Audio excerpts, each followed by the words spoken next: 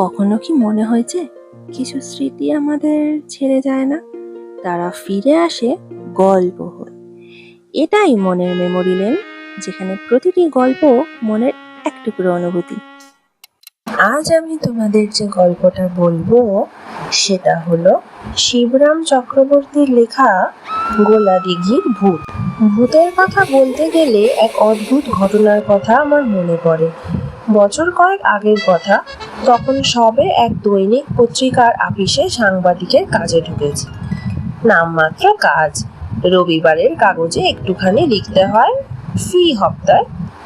আমার একটা আলাদা স্তম্ভ ছিল, তাইতেই লিখতাম। লেখার কাজ এমন কিছু না, কিন্তু পড়ার কাজটাই ছিল ভারী।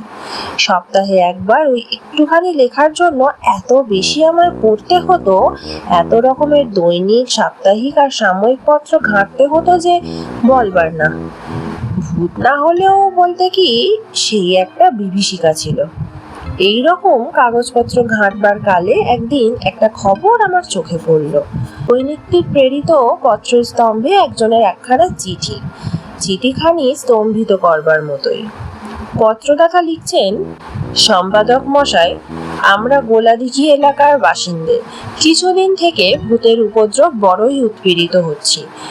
ব্যক্তিগতভাবে অশরীরী ভদ্রলোক তেমন কষ্টদায়ক না হলেও যখন তখন যেখানে সেখানে তার অবাঞ্ছনীয় আবির্ভাব আর অন্তর্ধানে এই অঞ্চলের সকলেই আমরা বিশেষ কাহিল হয়ে পড়েছি। ব্যাপারটা আমাদের প্লীহার পক্ষে খুব হিতকর নয়, এমনকি হার্টের পক্ষেও। হার্ট যদিও পিলের মতন সহজে চমকাবার ছেলে নয়, কিন্তু তাহলেও ছেলের মতো ফেল করতে পারে তো। যাই হোক, আপনাদের বিশ্ববিস্তৃত পত্রিকার সংখ্যাহীন পাঠক পাঠিকার কারো যদি এই ভৌতিক দুর্যোগের কোনো পত্রিকার প্রতিকার জানা থাকে, যদি দয়া করে আপনার পত্রিকার মারফতে তিনি জানান, তাহলে আমরা অত্যন্ত বাধিত হব। ইতি ইত্যাদি। কলকাতার বুকের ওপর ভূত, একটু অভূতপূর্ব কাণ্ডই বইকি। এটি কখনো সম্ভব হতে পারে? কি ভাবছেন মশাই অমন গালে হাত দিয়ে? আরেকজনের কথায় আমার চমক ভাঙলো। এই কার্যালয়ই আমার এক সহযোগী, আমার মতোই আরেকজন। ওই ভূতত্ত্ব, আমি বললাম। ভূতত্ত্ব নিয়েই ভাবছিলাম। ভূতত্ত্ব? আজকের ভূমিকম্পের কথা বলছেন?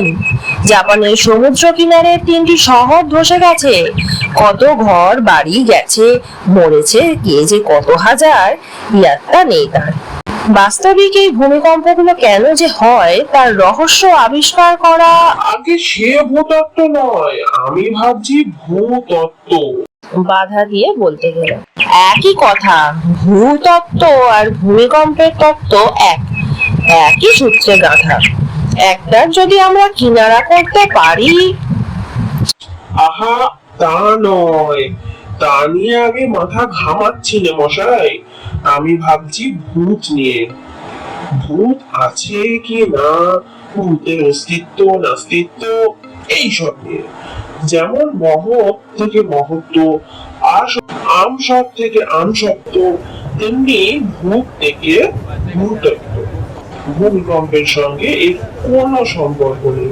ব্যাকরণ মতে আরো উদাহরণমালা জোগাতে যাচ্ছিলাম, এমন সময় সম্পাদকের ঘর থেকে তলব এলো। তিনি পড়তে দিলেন। পড়ে দেখো। দেখেছি। সম্পাদক বললেন, আমাদের নিজস্ব সংবাদদাতা আসেননি আজ, কেন কে জানে?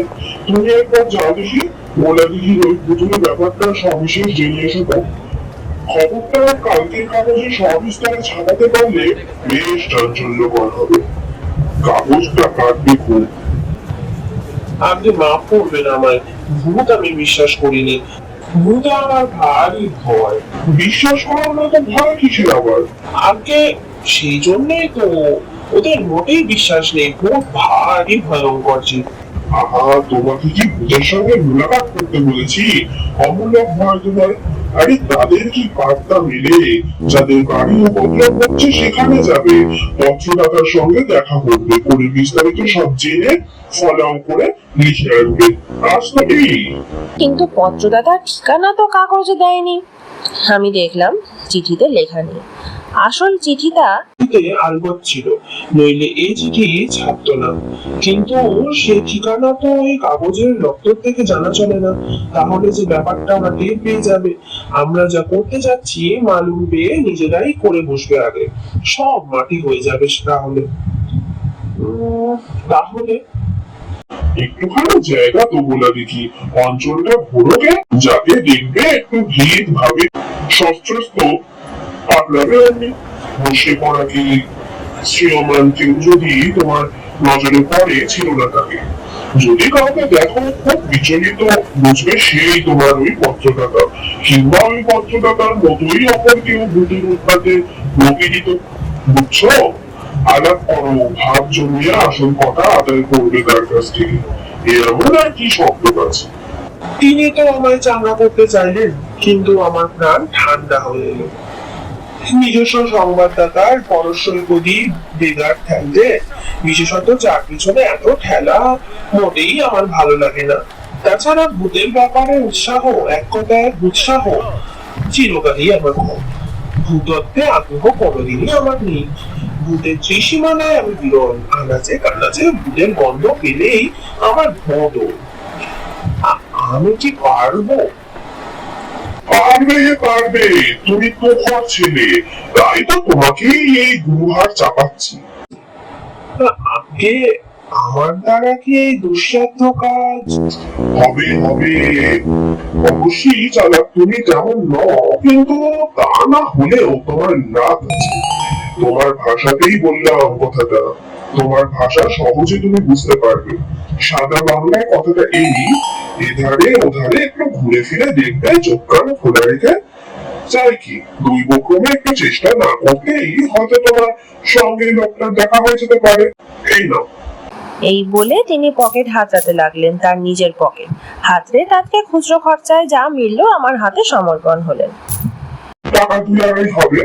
কাজটা সবার পর কফি হাউসে গিয়ে, গোলাদিঘির কাছেই তো কফি হাউস, কফি টফি যা হোক খেয়েও প্রাণ করে। এতক্ষণে কাজটায় আমার গা লাগে যে আর কি বলে বেরিয়ে পড়ি।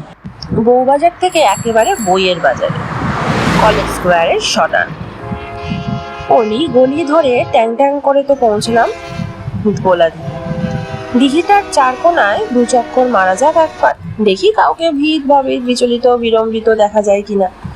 বিকেল থেকেই মেঘলা লেগেছিল আজ, এবার আবার টিপ টিপ করে বৃষ্টি পড়তে লাগলো।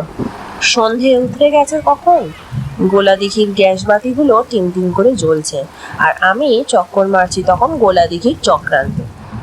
একটা একটা করে বাদামের খোলা ভাঙছি, গালে ফেলছি, আর ভালো করে তাকাচ্ছি বাদামের দিকে নয়, লোকগুলোর দিকে। কাউকে যদি আমার সম্মুখে ভূতগ্রস্ত দেখতে পাই, কিন্তু দেখবো কি? ভালো করে দেখতে না দেখতেই গোলাদিঘি ফাঁকা হয়ে গেল। জলটাও একটু জোরে এলো, আবার টিপ টিপ থেকে টপ টপ শুরু হলো। এতক্ষণ যারা ঘুরপাক খাচ্ছিল এখানে, দেখতে দেখতে গেল কোথায়? জলের সঙ্গে হাওয়া হয়ে গেল নাকি? ভূত নয় তো এরা সব। আমার গা ছমছম করে। ভদ্রলোক বলেছিলেন কাজ সারা হলে কফি হাউসে যেতে। 2.5 টাকা পকেটে নিয়ে আগেই আমি সেখানে পা বাড়ালাম। যদি সেখানেই সম্পাদক কথিত সম্প্রতি কফিতে সেই ভদ্রলোকের বার্তা মেলে আমার। কফি হাউসও ফাঁকা, বাদলার ধাক্কা এখানেও লেগেছে। এই বর্ষায় যে যার ঘরে বসে চা খেয়ে চাঙ্গা হচ্ছে, কফি হাউসে হানা দেবার গরজ বোধহয় করেনি। বসলাম গিয়ে ক্যাফের এক কোণে।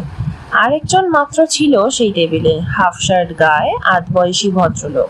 লোকটিকে কেমন যেন মুহ্যমান মনে হলো ইনি যেন ভূতটুত দেখেছেন, অন্তত সেই রকমই মুখের ভাবনা। তার কাছেই বসলাম তাই। বয় আসতেই 1 পেয়ালা গরম কফি আর 1 প্লেট পটেটো চিপের হুকুম দিয়েছি। হঠাৎ কি বিশ্রী বাদলা পড়লো বলুন তো? ভদ্রলোকের সাথে ভাব জমাবার চেষ্টা করি। ভারী বিচ্ছিরি সত্যি, ভদ্রলোক সার দিলেন। এরকম আবহাওয়ায় চানাচুর আর ভূতের গল্প বেশ জমে, কি বলেন? কায়দা করে লোকটাকে পথে আনবার প্রয়াস করি। ভূতের গল্প? ভূতের আবার গল্প কি? ওর তেমন উৎসাহ নেই। কফি আর চিপস এসে পড়লো আমার। চিপসের পাত্রটা এগিয়ে দিলাম ওনার দিকে। যদি পটাটো দিয়ে পটাটো চায় একটু। চিপসও নিয়ে ছুলেন না, বয়কে বললেন আইসক্রিম আনতে। আইসক্রিমও এসে গেল দেখতে দেখতে। আপনি তো এই গোলাদিঘির এলাকার লোক, তাই না? এই অঞ্চলে আছেন অনেক দিন, প্রবীণ ব্যক্তি, দেখছেন শুনেছেন অনেক, ভূত অদ্ভুত অনেক কিছুই আপনার চোখে পড়েছে, তাই না? ভূত? গোলাদিঘিতে ভূত? না মশাই, না, ভূত টুত কিছুই নেই এখানে, সাত জন্মে না। ভদ্রলোক আরেক পাত্র আইসক্রিমের হুকুম দিলেন। আইসক্রিম খেতে পারে বটে লোকটা, ক্রিমখোর জীবনে আমি দেখিনি। ক্রিমি হয়ে না মারা যায় শেষ। আমি এক চুমুক কফি খাই আর উনি গেলাসের পর গেলাস খেলেন। প্রায় 17 গ্লাস আইসক্রিম সারালেন ভদ্রলোক। ততক্ষণে আমি মাত্র 3 পেয়ালা কফি টানতে পেরেছি, আর প্লেট দুয়েক আলু ভাজা, ব্যাস। কিন্তু এতক্ষণ ধরে এত চেষ্টা করেও এক টুকরো ভূতের খবর ওর মুখ থেকে খসাতে পারলাম না। ওকে ভূৎসাহিত করার সমস্ত অধ্যাবসায় আমার ব্যর্থ হলো। যতই আমি ভূতের কথা পারতে যাই, ততই উনি ঘাড় নাড়াতে থাকেন, না না না, গোলাদিঘিতে ভূত থাকে এত গোলমালের মধ্যে? ভূত কখনো তিষ্ঠতে পারে কলকাতায়? ভূত টুত যা ছিল এখানে সব ইহলোক প্রাপ্ত হয়েছে, মরে মানুষ হয়ে গেছে সব। কবে ভূ শব্দটি ওর মুখ থেকে বার করা গেল না। অগত্যা উঠতে হলো আমার। কফি হাউসের মায়া কাটাতে হলো অবশেষে। ক্যাফের দরজা বন্ধ হবার সময় হয়েছিল, উঠে কাউন্টারে দাম দিতে গেলাম, কিন্তু বিল দেখে তো আমার চক্ষু চড়ক। 15 টাকার বিল। 15 টাকা কেন? আমি তো মোটে 3 পেয়ালা কফি আর 2 প্লেট চিপস খেয়েছি, তার জন্য 15 টাকা। আর 17 গ্লাস আইসক্রিম, সেটা খেলো কে? সে তো আরেকজন। আমরা কি কানা ঘাস বেচতে বসেছি?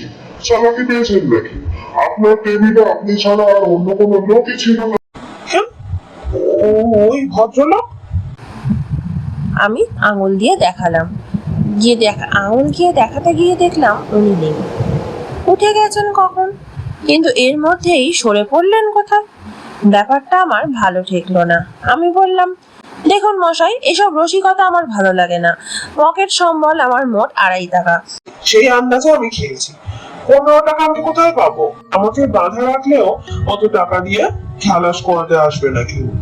তখন তো পুলিশ ডাক্তার হয়, বেমারিস নয়, থানায় জমা দেওয়াই দোস্ত। ইঙ্গিতের অপেক্ষাই ছিল শুধু।